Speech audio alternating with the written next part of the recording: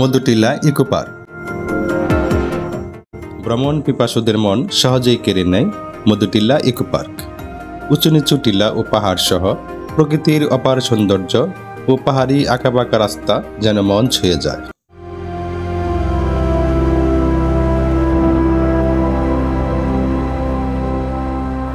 এটি শেরপুর জেলা শহর থেকে 30 কিলোমিটার দূরে নালিতাবাড়ী উপজেলায় পুরগাঁও ইউনিয়নের সমেতচরা গ্রামে পরিবেশ ও বন মন্ত্রণালয়ের অধীনে প্রায় 100 হেক্টর বনভূমি নিয়ে অবস্থিত। কিছুদিন আগে এই মধুটিলা ইকো পার্ক ভ্রমণ করেছি। এই ভিডিওটিতে মধুটিলা ইকো পার্ক ভ্রমণের অভিজ্ঞতা তুলে ধরব এবং কিভাবে এই মধুটিলা ভ্রমণে আসবেন এবং কি দেখবেন তার একটি গাইডলাইন দেওয়ার চেষ্টা করব। মধুটিলা ভ্রমণে আমাদের বাহক ছিল মোটর বাইক।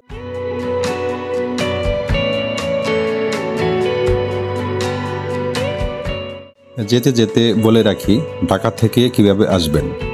ঢাকা মহাখালী থেকে 500 টাকার টিকিটে বাসে করে সরাসরি নালিতাবাড়ী আসতে পারেন, অথবা ঢাকা মহাখালী থেকে শেরপুরগামী যে কোনো বাসে করে 450 টাকার টিকিটে শেরপুর নেমে শেরপুর খোয়ারপাড় শাপলা চত্বর থেকে জনপ্রতি 80 টাকা ভাড়ায় সিএনজি নিয়ে মধুটিলা ইকো পার্কে আসতে পারেন।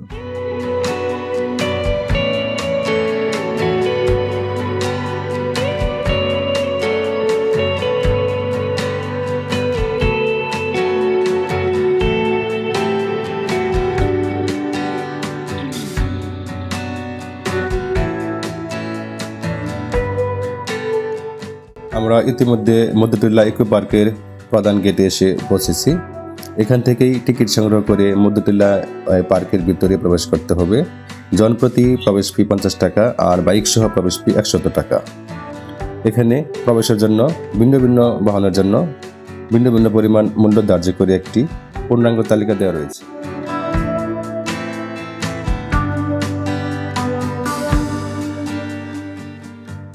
তো আমরা টিকিট সংগ্রহ করি এবং এই পার্কে প্রবেশ করি। চলুন দেখে আসি কি রয়েছে এই পার্কে।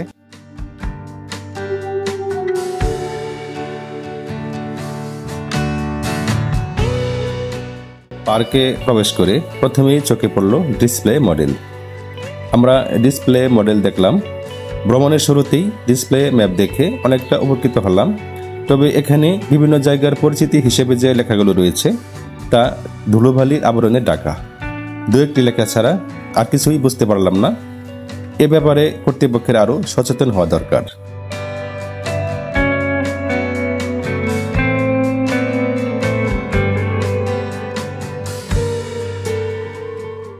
ডিসপ্লে মডেল পেরিয়ে একটু সামনে গেলেই রয়েছে তথ্যকেন্দ্র।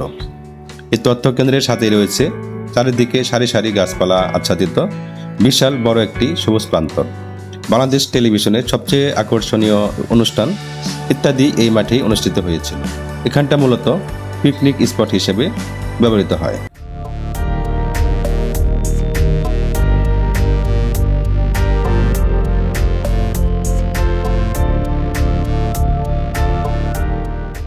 পিকনিক স্পট থেকে এই রাস্তা সোজা চলে গেছে শাপলা চত্বরে।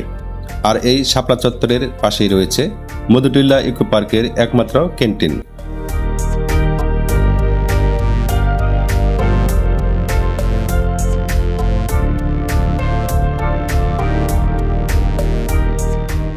এখান থেকে ক্যান্টিনের এই সম্মুখের রাস্তা ধরে আমরা চললাম ওয়াচ টাওয়ারের দিকে। এটি উঁচু একটি টিলার উপর নির্মিত। ওয়াচ টাওয়ারে উঠতে জনপ্রতি 20 টাকা খরচ করতে হবে।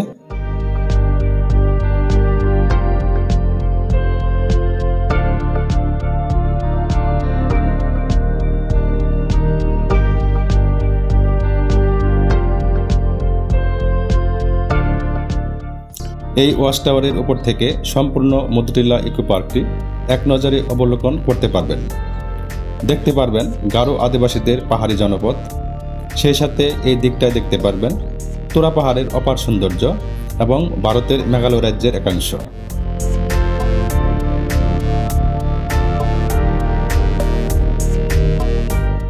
প্রকৃতির সবুজ শ্যামলে ঘেরা নিস্তব্ধ নীরবতা, চারিদিকে সবুজ আর সবুজ, এজন্য এক নিথর বাতায়ন। এই শ্যামল প্রান্তর দেখতে দেখতে কখন যে সময় চলে যাবে বুঝতেই পারবেন না।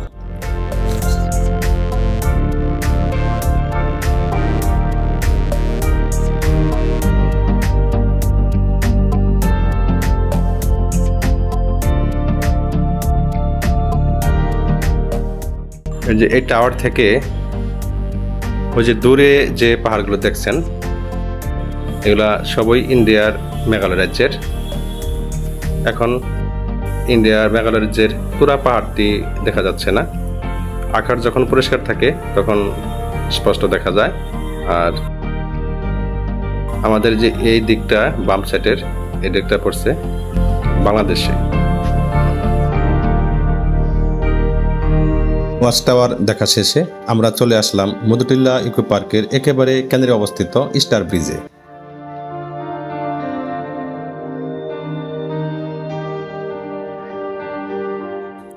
এই স্টার ব্রিজের 3 দিকে রয়েছে 3টি পাহাড়। নান্দনিক এই ব্রিজ 3টি পাহাড়কে একত্রিত করেছে। এই ব্রিজের তলদেশে রয়েছে পাহাড়ি লেক। বছরের প্রায় সবসময় এই লেকে পানি থাকে।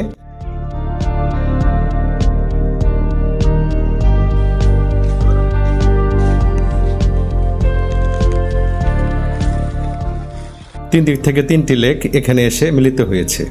আগত পর্যটকগণ বিভিন্ন পাহাড় পরিদর্শন শেষে এখানে এসে মিলিত হয় এবং ফটো সেশনে ব্যস্ত হয়ে পড়ে। মূলত এটি ফটো সেশনের জন্য উপযুক্ত জায়গা।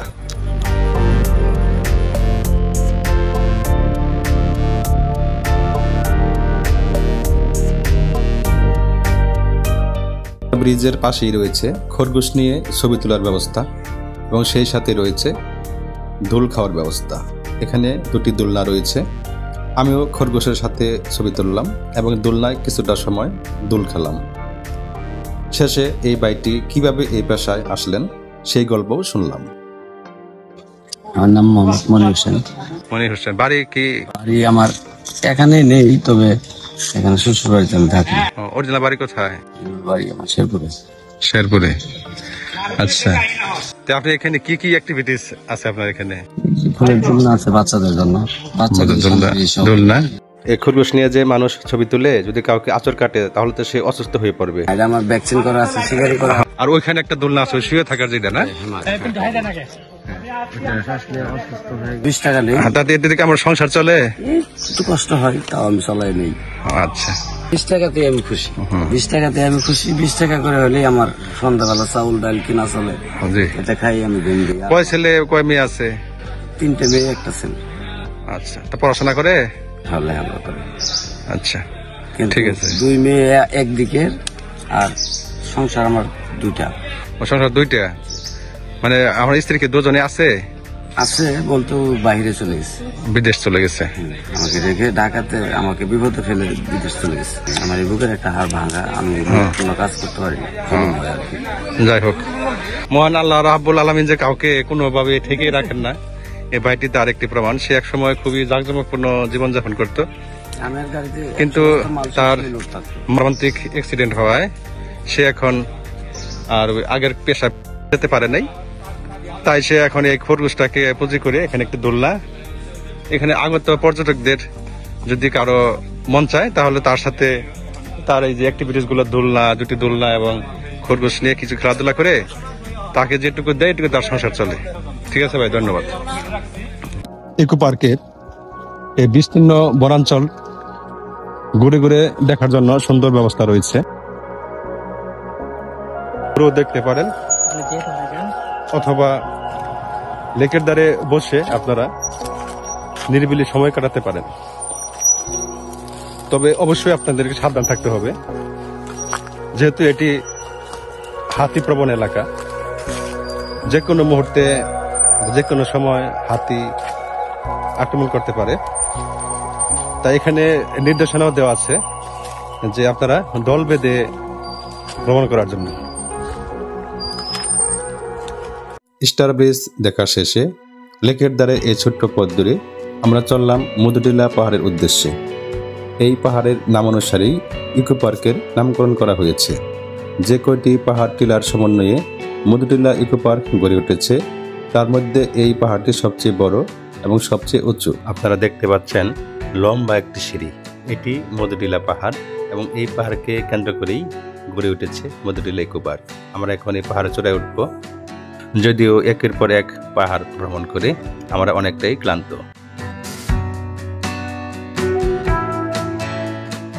অনেকটা দীর্ঘ এই সিঁড়ি দিয়ে উঠতে অনেকেরই কষ্ট হতে পারে। সেই ভাবনা থেকে সিঁড়ির দুপাশে কিছুটা দূরত্ব পরপর বসে বিশ্রাম নেওয়ার জন্য সুন্দর ব্যবস্থা রয়েছে। সম্পূর্ণ সিঁড়ি আমি একবারে উঠতে পারলাম না, তাই এই মাঝপথে এসে আমি যেখানে বসার ব্যবস্থা আছে এখানে বসে একটু রেস্ট নিলাম।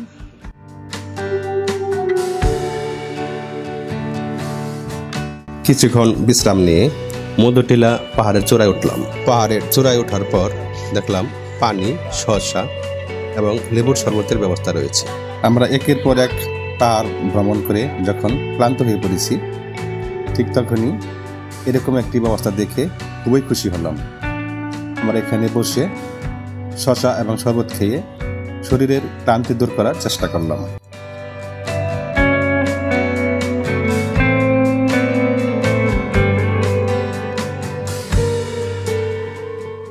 এই পাহাড়ের চূড়া থেকে যত দূর চোখ যায় শুধু সবুজ আর সবুজ, একেবারে সবুজের সমারোহ বললেই চলে। পাহাড়ের ওই দিকটায় প্রায় বন্য হাতির দেখা পাওয়া যায়। আজকেও কিছুক্ষণ আগে হাতি দেখতে পেয়েছি শুনলাম।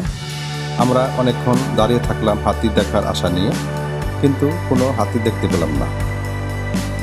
ওই দিকটা ইন্ডিয়ার মেঘালয় রাজ্যের তুরা পাহাড়, ক্যামেরায় খুব একটা দেখা যাচ্ছে না, আর ওই দিকটাই বিচরণ করে বন্য হাতি। পাহাড়ের চারপাশের সৌন্দর্য দেখা শেষে এই পাহাড়ের চূড়ায় অনেকটা সময় বসে অতিবাহিত করলাম, আর পানি বিক্রেতা চাচার নিকট থেকে হাতির গল্প শুনলাম। চাচা, আপনার নাম কি? মোহাম্মদ কফিল উদ্দিন। কফিল উদ্দিন, আপনি কি এখানকার স্থানীয়? স্থানীয়।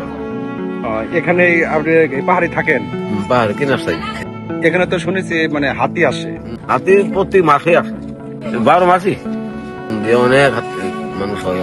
হাতি ফিরে একমাত্র আগুনটাই মানে, আর অন্য জিনিস মানে না। আগুন দিয়ে হাতি ফিরে নিয়ে আচ্ছা, এই কি খায়? গাছ লতপাত খায়, ধান খায়, কাঁঠাল খায়, তারপরে এই খায়, কলা গাছ খায়, বাঁশও খায়। বাঁশ কুমলা বাস গুলো না ভেঙে বাড়তে গেলে খায় না। যখন ওই যে ফসল খাইতে যায় তখন গেলে তখন মানুষ মেরে ফেলে। এবছর কয়জন মারছে? 2 জন মারা গেছে। সরকার থেকে কোনো সহায়তা দেয়? মারা গেলে সরকার থেকে নগদ 3 লাখ টাকা দেয় পরিবারকে। আর আহত হইলে? আহতটা আমি সঠিক জানি না, চিকিৎসা করে। ফসলের কোনো ক্ষতিপূরণ দেয়? দেয়। ফসলের একরে 50,000 টাকা দেয়। ওটা একটু দেরিতে দেয় টাকাটা দেরিতে হলেও দেয় আর কি। কাগজের জমি অনেক রেকর্ডভুক্ত আর কি। রেকর্ডভুক্ত জমি হলে একবার প্রতি 50,000 টাকা দেয়। আর যদি সরকারি জমি আবাদ করছে এগুলো তো টাকা দেয় না। আচ্ছা, ঠিক আছে, ধন্যবাদ আপনাকে।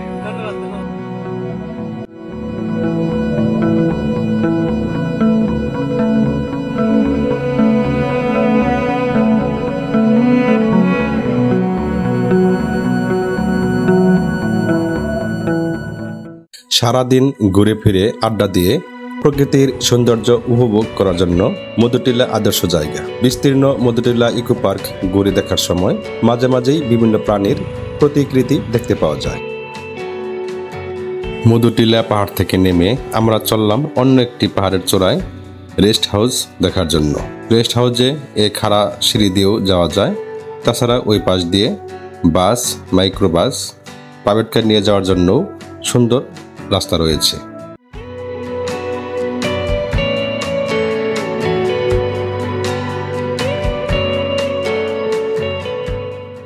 আমরা রেস্ট হাউসের চারপাশটা ঘুরে দেখলাম। এই রেস্ট হাউসে রাত্রি যাপনের অনুমতি নেই, শুধুমাত্র দিনের বেলায় ব্যবহার করতে পারবেন। রেস্ট হাউস ব্যবহার করার জন্য অবশ্যই শেরপুর ডিসি অফিস থেকে অনুমোদন নিতে হবে।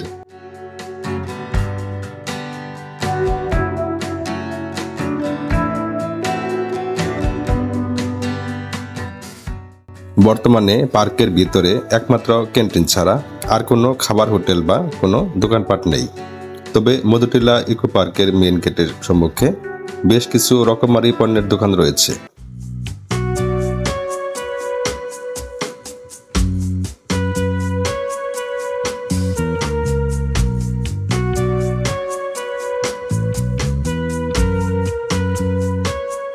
এখানটায় মোটামুটি মানের বেশ কয়েকটি খাবার হোটেলও রয়েছে।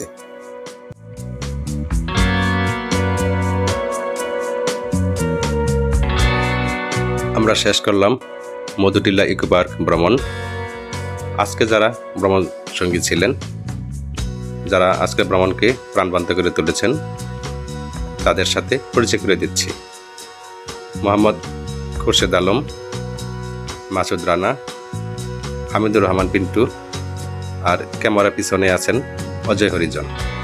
জানি না ভিডিওটি কেমন লেগেছে। যদি ভালো লেগে থাকে তবে চ্যানেলটি সাবস্ক্রাইব করার জন্য অনুরোধ করছি।